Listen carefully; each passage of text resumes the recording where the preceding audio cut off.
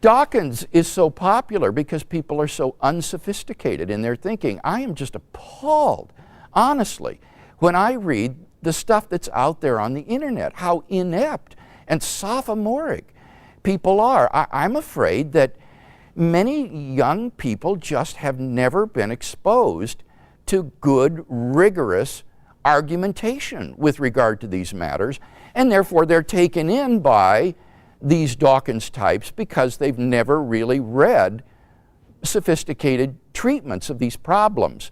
And to a certain extent, I think the church bears a responsibility for this because we've so dumbed down our preaching and our Sunday school classes and our devotional thoughts that we're not equipping Christians to be sophisticated in their grasp of Christian doctrine and theology, much less in what good reasons there are to believe it.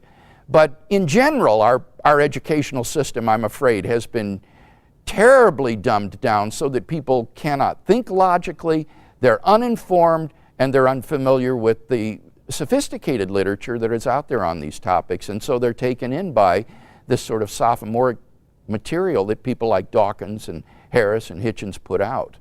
It must be extremely frustrating for someone in your position. Well, you know, it's not so much frustrating as it is just terribly disappointing. I've started a website this last year called reasonablefaith.org, where I furnish all kinds of material on the defense of Christianity free of charge for folks on the internet. And I must tell you, I am just flabbergasted at some of the silly, ignorant responses to this material. I try to anticipate what would be good objections to my arguments, how one might respond and then answer them in advance.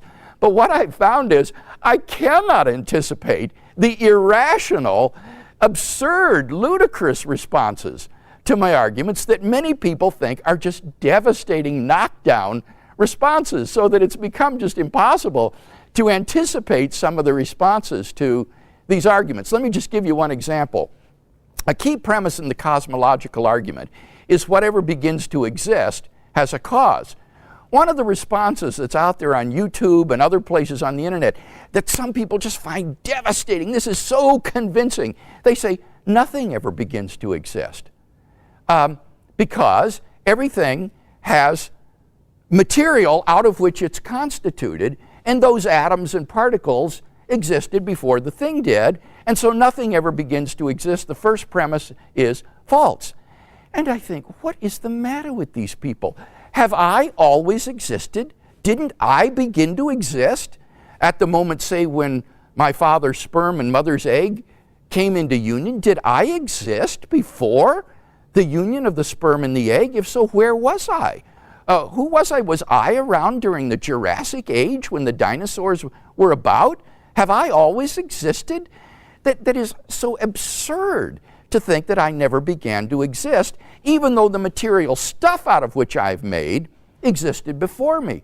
So I don't know what's the matter with these people. Do they think that the Earth didn't begin to exist, that our galaxy didn't begin to exist, that once upon a time in the history of the universe, that there were people and dinosaurs about, say, 10 billion years ago? That would be absurd. There were no galaxies at that time. So how can they say that the dinosaurs and people have always existed?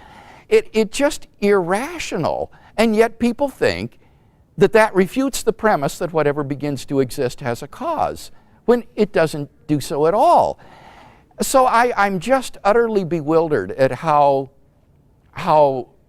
people are taken in by this sort of lack of rigorous thinking, and I'm just doing my best to try to counter it in whatever way I can.